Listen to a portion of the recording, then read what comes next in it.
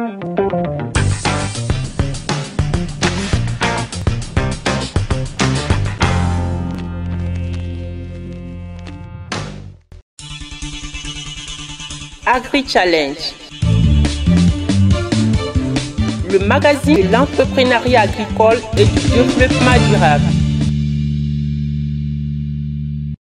La Banque agricole du Niger, Bagri, sponsor officiel d'Agri-Challenge.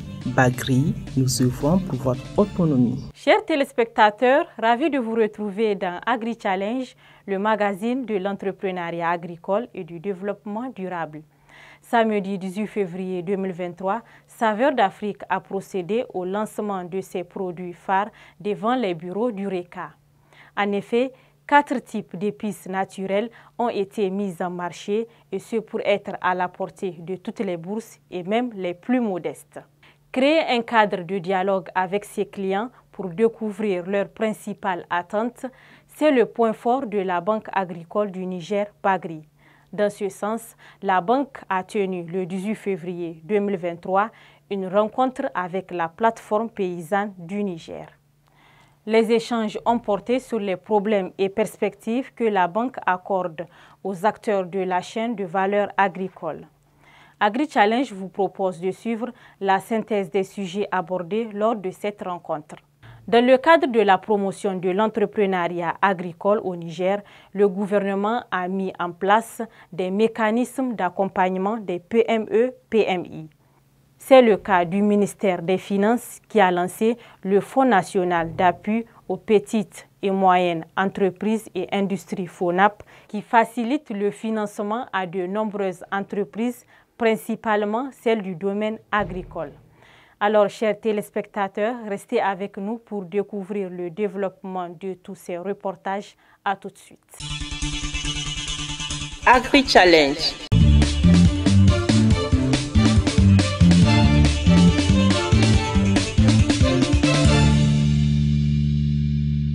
Faire connaître au public les produits locaux transformés en épices naturelles à la portée de tous, c'est l'objectif visé par Saveurs d'Afrique à travers cette exposition vente qui a rassemblé plusieurs acteurs du secteur agricole et de l'entrepreneuriat au Niger. C'est la devanture du réseau des chambres d'agriculture du Niger, RECA, qui a accueilli l'événement le 18 février dernier. Le Niger, à l'instar des autres pays d'Afrique, exporte essentiellement des produits de base non transformés, sans bénéficier de la valeur ajoutée de ces derniers. Pour apporter notre contribution à la promotion du secteur agroalimentaire d'une part, et d'autre part pour contribuer à la réduction du chômage des jeunes, nous avons osé la création de l'entreprise Saveurs d'Afrique qui vit le jour en 2018. Nous en sommes fiers. Aujourd'hui, notre engagement et notre conviction nous ont valu le soutien de plusieurs structures.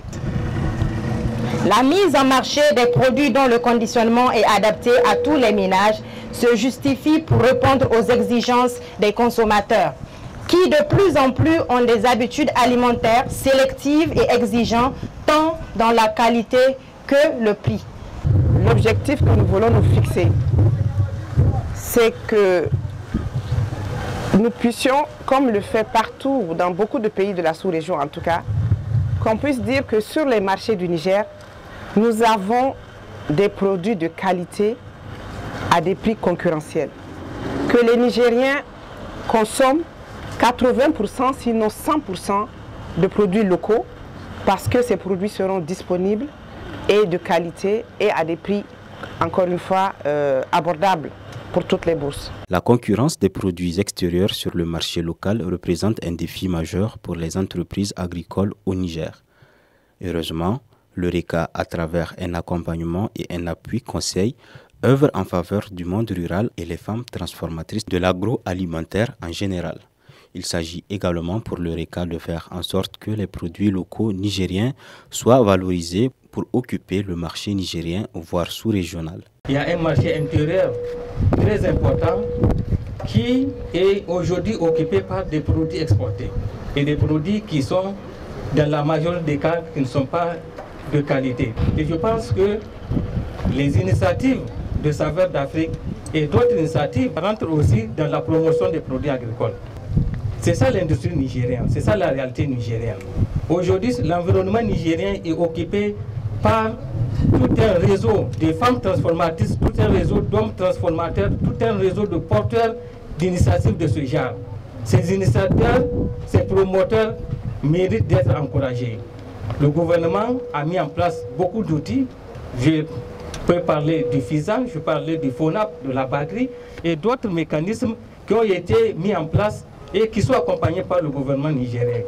Et Dieu merci, nous avons un développement de l'industrie nigérienne à la conquête du marché nigérien et à la conquête aussi du marché international. Les productions agricoles ne peuvent prospérer que quand il y a ce genre d'initiative.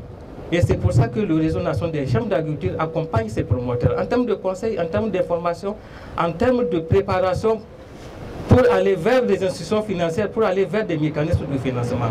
Saveurs d'Afrique fait partie des 60 entreprises agricoles qui ont bénéficié de l'accompagnement de la Banque agricole du Niger, Bagri, au titre de la région de Niamey. Dans le cadre de la convention, de notre convention de partenariat que nous avons signée avec FISAN pour venir en aide pour l'accompagnement des 60 promotrices de la région de Niamey.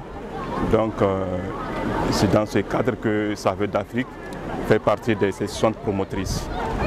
Donc maintenant, notre accompagnement, c'est un financement à coût partagé.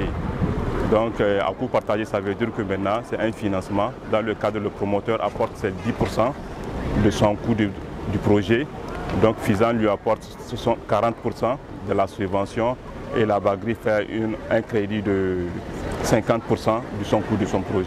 Le Fonds d'investissement pour la sécurité alimentaire et nutritionnelle, FISAN, a soutenu l'entreprise Saveurs d'Afrique à travers une subvention qui lui a permis de mettre des produits compétitifs sur le marché. Aujourd'hui, elle a placé beaucoup de produits sur le marché national. Elle est en train de conquérir le marché extérieur, puisque pour aller à l'extérieur, il faut y mettre de la qualité, il faut avoir des conditionnements très adaptés, et ainsi de suite. Donc je pense que Saveurs d'Afrique est un exemple à encourager, à saluer et à féliciter. Le financement qui a été apporté, c'est au nom de l'État. L'État est toujours là, il a créé plusieurs outils. Tout à l'heure, le secrétaire exécutif du RECA l'a dit. Nous avons le FISAN, qui est le Fonds d'investissement pour la sécurité alimentaire. Nous avons le FONAP, le FDIF et tant d'autres outils de financement qui sont mis en place. Pour le cas de Saveurs d'Afrique, quand l'entreprise est petite, donc elle s'adresse au FISAN. Mais une fois qu'elle grandit et qu'elle veut se démultiplier, donc le FONAP est là pour prendre la suite, pour pouvoir l'aider à grandir et à devenir une entreprise en bonne et due forme qui va explorer le marché international. Donc Saveurs d'Afrique, elle est parmi une soixantaine de bénéficiaires, en majorité des femmes, qui ont bénéficié donc du financement du FISAN avec une subvention et un crédit de la Bagri. Nous allons multiplier cette activité au niveau des autres régions, puisque ça a été fait au niveau de la région de Niamey. Actuellement, plusieurs portefeuilles sont ouverts au profit des autres régions pour permettre aussi aux promotrices qui sont à l'intérieur du pays de suivre la trajectoire donc, de Saveurs d'Afrique. Le manque de dévouement dans le travail et la recherche de la facilité entrave la réussite de la plupart des jeunes dans leurs projets agricoles. C'est pourquoi la ministre Grouza Magaji Salamatou a lancé un appel aux jeunes. Oumou est une fille brave qui sait ce qu'elle veut et qui a la suite dans les idées. Elles étaient deux et je ne suis pas étonnée de voir son acolyte ici. Après la mission de l'Italie, elles ont dit qu'elles partaient ailleurs pour chercher des partenaires, pour chercher des technologies, etc. et tout. Et voilà le résultat aujourd'hui, Oumou. C'est dire aux jeunes qu'il n'y a qu'une seule chose qui compte, le travail. Persévérer dans le travail.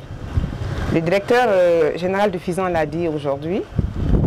Arrêtez de penser que l'argent facile, c'est à travers des projets que vous montez pour juste chercher de l'argent. Ce qu'on appelle aujourd'hui, on vous appelle les chercheurs de subventions. Et après, vous disparaissez.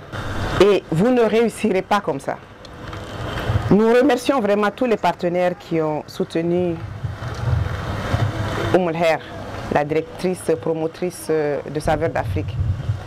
Et c'est d'autant plus un plaisir pour nous d'être aujourd'hui ici que ça rentre dans la droite ligne de la mission qui nous a été assignée par les plus hautes autorités, à savoir accompagner le maximum de jeunes Nigériens dans l'entrepreneuriat et notamment dans la transformation de nos produits. La journée a été mouvementée en musique, chorégraphie et sketch. Une visite de stand a été initiée pour découvrir le nouvel emballage des épices naturelles.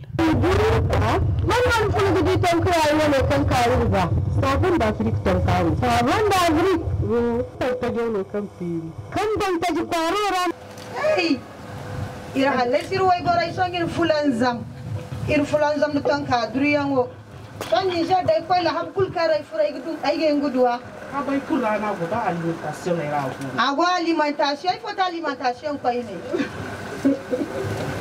Sunday to the kwa habai rada igin kudua habai kurra labo kurra na habai kurra no to so ir fulan zam do ton kudu yo saban da American dir sai do konai wallahi akan do bore sai do na ni fulan zam no du duriya de bor mu ton kulu go ga dura ga sai ton ka ga taya ga sai bor moy dira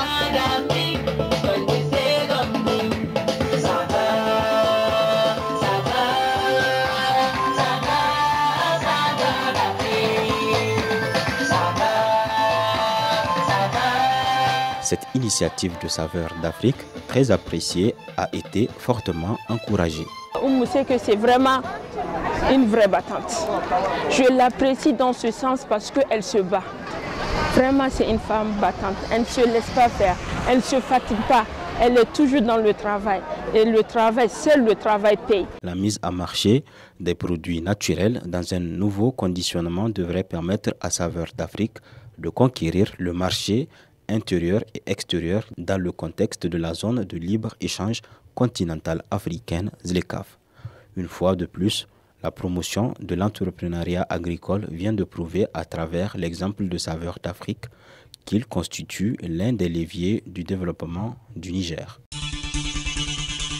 Agri-Challenge. Discuter et échanger autour des problèmes et perspectives du financement agricole, c'était l'objectif de la rencontre entre la Banque agricole du Niger et la plateforme paysanne tenue le samedi 18 février 2023. Il s'agit d'une rencontre annuelle des deux structures qui permet de ressortir avec des propositions et des recommandations afin de pallier le problème d'accès au financement agricole accordé par la Banque aux paysans. C'est une rencontre de concertation avec un de nos plus importants partenaires qui est la plateforme paysanne. C'est une rencontre d'échange, recueillir leurs sentiments, prendre des conseils avec eux par rapport à la gestion de la bagri, prendre des conseils avec eux par rapport à nos activités. Nous mettons le client au cœur de nos préoccupations. Au sortir de la rencontre, le président de la plateforme paysanne s'est dit satisfait des échanges fructueux tenus entre la direction de la Bagri et les représentants des organisations paysannes du Niger. Nous sommes venus vers cette banque-là pour avoir des informations. Nous sommes venus, les informations que nous ont reçues nous font croire qu'aujourd'hui la banque, elle est encore toujours dans des bonnes conditions. Mais nous avons écouté qu'est-ce qu'ils attendent des organisations de producteurs pour que effectivement, on puisse continuer à soutenir la banque parce que nous avons décidé de mobiliser de l'argent pour que les producteurs soient des actionnaires majoritaires.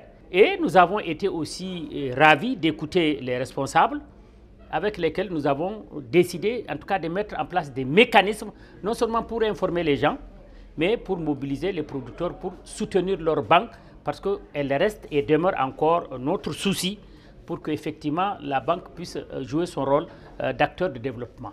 Plusieurs sujets ont été abordés à l'issue des échanges et des attentes formulées. Les attentes sont toujours les mêmes. C'est la prise en compte réelle du monde rural, multiplier les financements en faveur du monde rural. Surtout, ils ont parlé du secteur de l'élevage qui est un peu le parent pauvre.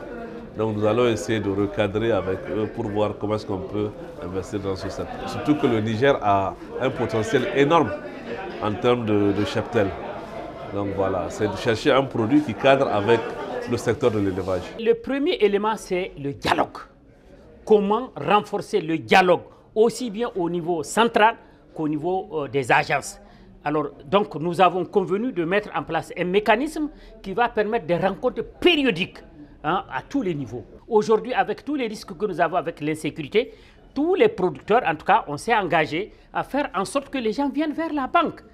Au lieu de garder de l'argent, qu'un bandit aille te tuer, ou bien que tu vas au marché, tu vends un animal, ou bien tu vends des produits et que tu gardes l'argent dans ta poche, alors qu'il y a la possibilité d'ouvrir des comptes épargne, il y a la possibilité en tout cas de rouler avec l'argent. Nous avons discuté aussi du taux, le taux qui est très élevé, sur les questions de garantie. Donc toutes ces questions, on les a abordées, on les a discutées, la lenteur et surtout l'accueil des clients. Donc ce sont vraiment des questions que nous avons discutées et on a fait des propositions concrètes pour que la direction puisse prendre toutes ces préoccupations-là et que dans l'avenir, véritablement, quand un producteur arrive au niveau de la banque, qu'il sente qu'il est chez lui. Malfaré, c'est le nom donné au fonds initié et mis en place par la plateforme paysanne au second semestre de l'année 2022. Ce fonds a pour vocation de permettre aux paysans de devenir actionnaires majoritaires de la Bagri. Pour le représentant des paysans, Malfaré est toujours d'actualité. Mais nous tenons à rappeler aux gens que l'initiative de Malfaré reste et demeure et que nous allons continuer à nous battre pour soutenir la banque, pour que effectivement notre banque soit véritablement une banque agricole et qu'elle puisse aussi servir les producteurs. Il faut reconnaître qu'il fallait mettre un dispositif législatif parce que quand il s'agit de mobiliser de l'argent, il faut se garantir de toutes les dispositions pour que demain, on ne puisse pas rencontrer de difficultés. Donc notre parrain, c'est le CESOC, alors, qui nous a autorisé en tout cas à aller vers un notaire, qui était en train de mettre en place un dispositif pour nous permettre de mobiliser cet argent et le sécuriser. Donc, pour le moment, nous sommes au niveau de la finalisation de ces documents. Et une fois que ces documents seront finis, nous allons retourner vers les gens pour dire que les gens peuvent venir prendre leurs actions. Et ceux qui veulent aussi contribuer peuvent contribuer. Mais nous tenons à rappeler aux gens que l'initiative de Malfaré reste et demeure. La rencontre Bagri, plateforme paysanne, a été riche en échanges sur les problèmes d'accessibilité au financement agricole. C'était le lieu pour les paysans de formuler leurs attentes, à la Bagri de prendre des engagements pour y remédier. Agri-Challenge. Au Niger, plusieurs outils de financement sont mis en œuvre par l'État pour accompagner l'entrepreneuriat agricole. Après le Fonds d'investissement pour la sécurité alimentaire et nutritionnelle FISAN et le Fonds de développement de la finance inclusive FDIF, le Fonds national d'appui aux petites et moyennes entreprises et industries FONAP a été créé en mai 2021. Ce fonds œuvre essentiellement pour la promotion des PME-PMI compétitives à travers les mécanismes de financement diversifiés et adoptés pour assurer leur développement à long terme. 4 objectifs stratégiques lui ont été assignés. Contribuer à la transformation de l'économie nigérienne en soutenant la création de PME et PMI dans les secteurs porteurs de plus-value. Favoriser l'accès des PME-PMI au financement bancaire ou autres organismes de crédit à travers notamment les garanties et la bonification. Contribuer au renforcement nécessaire des capacités techniques et managériales au-delà des PME-PMI. Réduire les contraintes d'accès aux services financiers, aux marchés et aux compétences rencontrées par les PME-PMI pour mobiliser les ressources nécessaires à leur activité et leur croissance. Les activités du FONAP ont été lancées le 13 février 2023 à Niamey. Le secteur privé nigérien est cependant essentiellement dominé par des PME et des PMI, dont la plus grande partie opère dans le secteur informel et surtout sont confrontés aux difficultés d'accès au financement. Aujourd'hui, l'opérationnalisation du FONAP est effective avec la publication des résultats de l'initiative Les 100 PME championnes, initiative lancée depuis le mois de juin 2022 par mon département ministériel à travers le secrétariat exécutif, dont l'objectif est de sélectionner les PME-PMI qui bénéficieront d'une part d'un accompagnement financier sous forme de garantie ou de bonification de taux d'intérêt, et d'autre part d'un appui financier pour le renforcement de leurs capacités techniques et managériales à travers les structures d'appui et d'encadrement.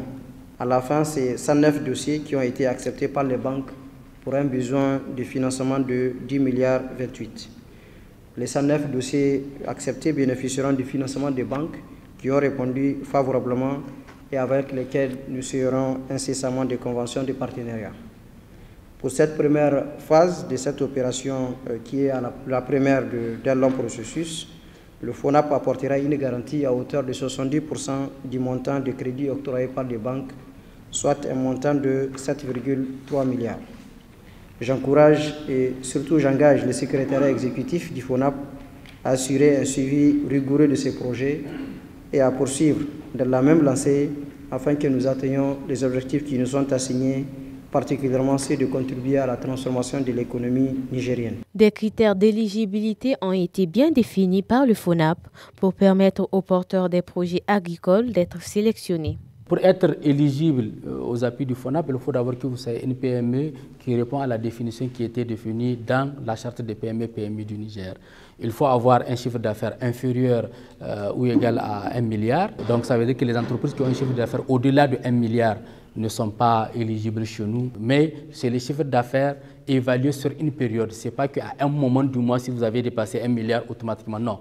C'est les chiffres d'affaires hors taxes déclarés du point de vue impôt. C'est ça qui permet de nous comprendre comme référence. Il faut avoir un registre de commerce, il faut avoir un NIF, il faut être à règle vis-à-vis de l'administration fiscale et il faut disposer d'une relation bancaire et être accompagné par une SAU. En effet, 71 entreprises agricoles, toutes filières confondues, ont bénéficié de l'appui du FONAP à travers l'initiative 100 PME championnes, lancée par le ministère des Finances dans le cadre de l'institutionnalisation de cette structure d'accompagnement en juin 2022. À travers un processus de sélection qu'on avait mis en place, nous a permis d'identifier, de sélectionner pratiquement 158 PME. Les 158 PME ont été envoyés au niveau de différentes banques. Ce qu'il faut préciser, c'est que le FONAP ne choisit pas pour la PME sa banque. C'est la PME qui choisit sa relation bancaire. Donc sur la base de cette relation bancaire, les dossiers que nous on avait sélectionnés ont été transférés au niveau de chaque banque et les banques ont fait leur diligence interne et ils ont retenu 109 projets. Sur les 109 projets, on a environ 71 qui sont dans le domaine agricole. Dans le domaine agricole avec grand A naturellement, pour lequel on a ceux qui sont dans la production, ceux qui sont dans la transformation, mais aussi ceux qui sont dans la transformation et la commercialisation. Donc pour l'essentiel, on a certains, par exemple, je prends comme exemple, de la filière aviculture, on a pratiquement 4 projets qui sont dans la filière aviculture. Dans la filière maraîchage, on a 6 entreprises qui sont dans la filière maraîchage. Dans le domaine de la transformation laitière, on a 4 entreprises. Dans le domaine de la transformation de produits maraîchers et agricoles, on a 11 entreprises. Dans le domaine de tout ce qui est boucherie, viande, cuirs et peaux, on a 3 projets. Dans le domaine de la pisciculture, on a 2 projets. Donc voilà un peu les catégories de projets qu'on a pu sélectionner à travers ce premier appel à projet. À travers son volet accompagnement financier et non financier, le FONAP offre aux entreprises agricoles un appui jusqu'à la mise en place finale de leurs projets. C'est dans une autre perspective d'un financement qui se veut pérenne. Parce qu'on avait vu tout ce qui est programme de subvention qui n'ont pas permis réellement d'apporter, parce que simplement peut-être on n'a pas eu les bonnes cibles. Mais ici, à travers ce programme, on a 2 volets. Pour ce qui est du volet accompagnement financier, on a un mécanisme qui s'appuie sur le dispositif du financement classique à travers ce qu'on appelle les banques. Donc les banques vont financer ces PME qui ont été sélectionnées et l'État va apporter à travers le FONAP la garantie pour garantir à hauteur de 70% le financement que les banques auront à apporter à ces PME. Maintenant, de l'autre côté, pour qu'on n'ait pas un risque de biais, on va mettre en place un mécanisme d'accompagnement et d'encadrement de ces PME à travers 4 volets. Il y a le premier volet qui est ce qu'on appelle renforcement des capacités en gestion à travers les SAE. Donc l'ensemble de tous les éléments de renforcement des capacités permettant à une PME d'être une PME compétitive et moderne se feront à travers ce premier axe. Le deuxième volet, c'est ce qu'on appelle le business coaching. Agri Challenge. Le troisième volet de l'accompagnement non financier, c'est ce qu'on appelle l'accompagnement, la formation métier. Et le dernier volet, c'est ce qu'on appelle le réseautage et la mise en relation à travers lequel tout ce qui est activités permettant à ces PME de se faire connaître et de faire connaître leurs produits à la clientèle, on va organiser, on va les accompagner dessus. Tout ce qui est mis en relation, que ce soit avec les fournisseurs ou les clients, on va aussi accompagner là-dessus. La mise en place de ce qu'on appelle les réseaux, que ce soit les réseaux de distributeurs ou bien les points de service, ça aussi fait partie des éléments qui rentrent dans le cadre de ce quatrième volet. Le FONAP vient renforcer le FISAN et APCA, qui sont des structures étatiques qui accompagnent les promoteurs nigériens dans le domaine agricole. En ce sens, ils travaillent en synergie avec l'ensemble des dispositifs nationaux existants pour une meilleure opérationnalisation des entreprises agricoles à long terme. Cet outil d'accompagnement serait alors un levier par lequel le Niger pourra connaître une profonde transformation de son tissu économique via le financement des PME agricoles des jeunes et femmes, exclus du financement bancaire classique. Agri-Challenge. Chers téléspectateurs, nous sommes au terme de ce 109e numéro d'Agri-Challenge. Merci de l'avoir suivi. Écoutez utile, écoutez la radio Challenge FM sur la 96.6 MHz à Niamey et ses environs. Vous pouvez également interagir avec nous sur les adresses qui s'affichent en bas de votre écran. Rendez-vous dans 2 semaines pour une nouvelle édition.